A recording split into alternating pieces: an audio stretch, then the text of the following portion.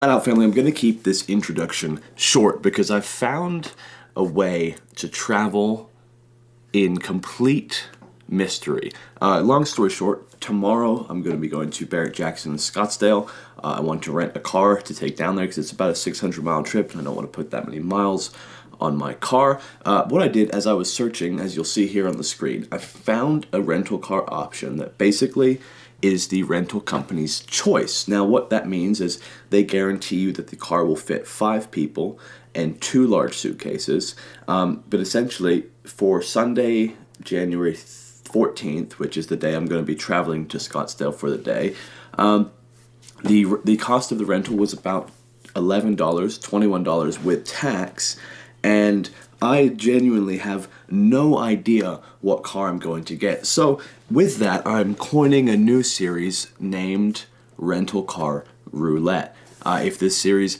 is successful, I'd like to try other things and maybe do challenges and things of that nature in the future. So give a subscribe, give a like for your boy Jay Flat Out. But as we'll see in the next couple of clips and ultimately the rest of the video, I will be picking up a rental car shortly, and I genuinely have no idea what it is. I will take that rental car 600 miles, and you will enjoy that footage to follow. Come along with me on the ride as we play Rental Car Roulette. But first, enjoy this 15-second montage of me buying an Apple Watch.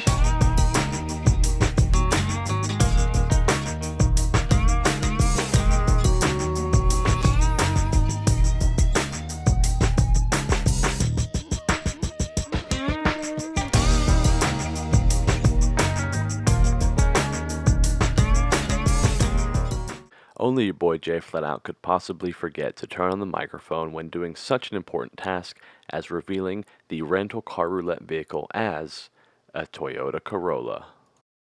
So I've been traveling down the road for a couple hours towards Phoenix now in the rental car roulette mystery vehicle. If you didn't see earlier, it's a 2018 Toyota Corolla LE.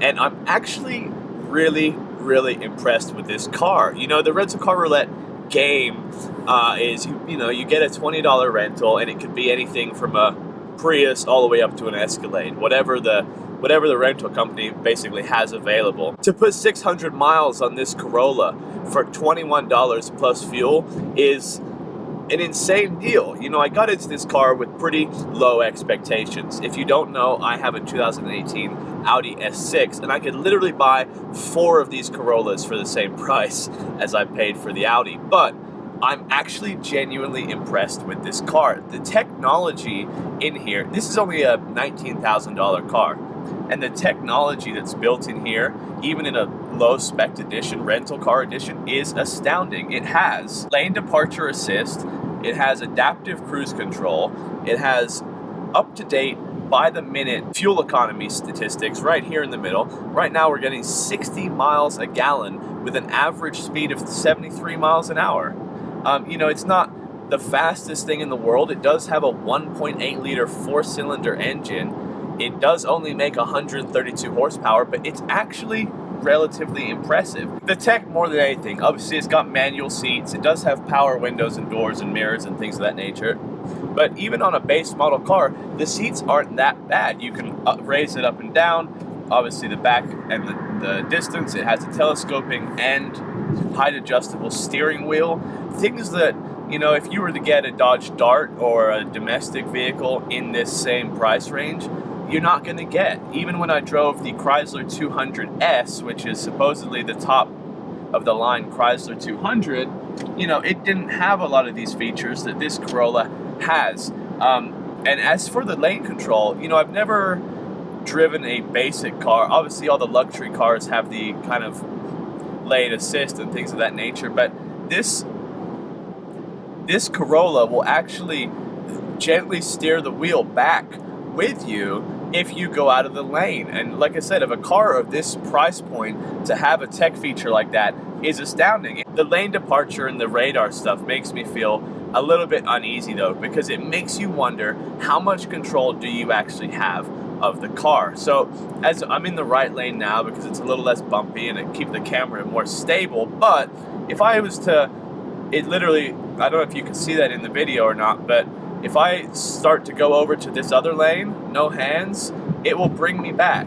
You see that? I hope you can see that in the video. But it doesn't steer for you like a Tesla would, and it does give you an alert on the screen in the middle of the instrument cluster here that you need to put your hands back on, but it will steer you back out of the way. And what the great thing about that, going forward from a safety perspective, if any of you guys have ever been in a stupid fender bender where somebody just wasn't paying attention, the technology in these cars going forwards, and what we saw at SEMA actually is in years to come, it will actually be a requirement that manufacturers have this. But some of the innovative manufacturers that are including it now are extremely impressive, because hopefully what this will do is reduce the amount of ridiculous, stupid fender benders. And if you don't know, those kind of fender benders affect the industry tremendously. They make insurance prices go up for everybody.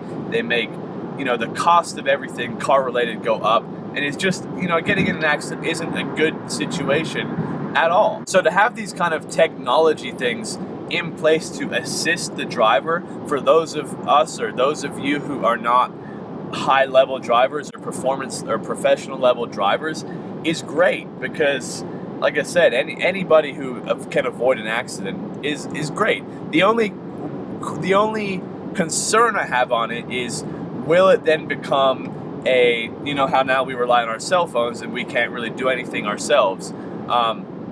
Will we rely on our cars to get you out of trouble, so you then are oblivious to other vehicles completely? That's my only concern. But it's like I said, I'm absolutely pleasantly surprised with this Toyota Corolla.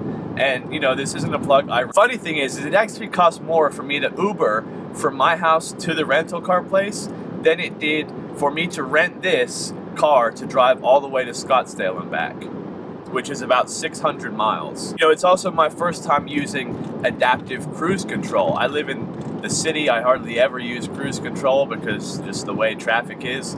I don't really get to use true cruise control that often. And what it does is, obviously, if you choose the distance and when you catch up to a vehicle in front of you, instead of having to change your cruise control or basically run into the back of that vehicle, it will sense that car in front of you and reduce to your same speed. And then when you are able to change lanes to get around them, it will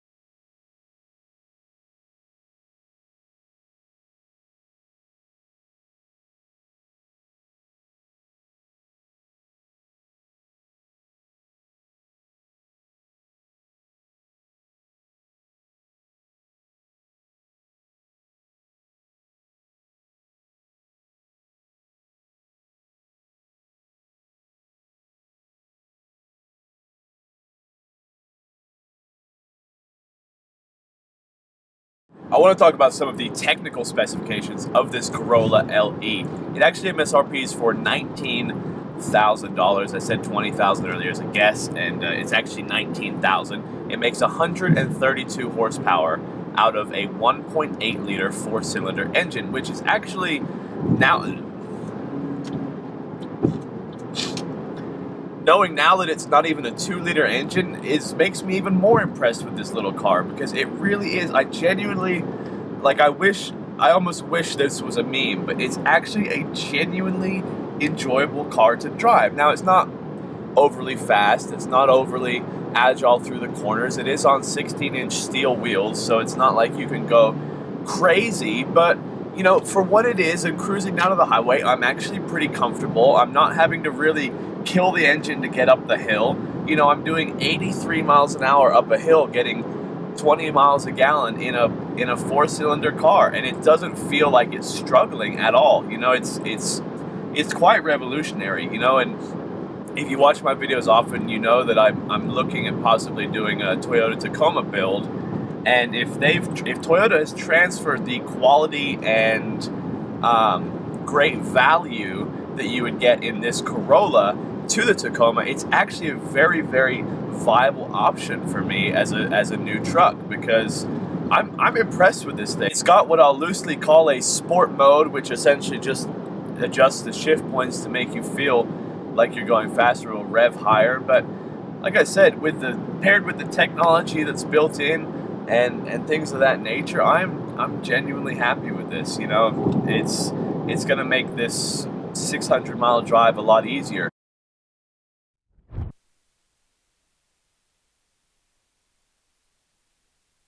So we've arrived at Barrett Jackson Scottsdale, and right off the bat, I'm gonna get my 10,000 steps in today, because this is the parking lot. We're super far off site from the event. They don't have any kind of media parking, so I'm not gonna be able to bring all the cameras and things that I wanted to do. So we're just gonna shoot this in a raw vlog style. So let's talk about Barrett Jackson real quick. I just went in and came back out in about 40 minutes. It's incredibly commercialized, and I don't want to like talk badly about Barrett Jackson, because in Vegas I did have a great time, but the Scottsdale one, they're letting everybody in for free, so it's absolutely packed with kids bumping into you, packed with kids putting fingers on cars.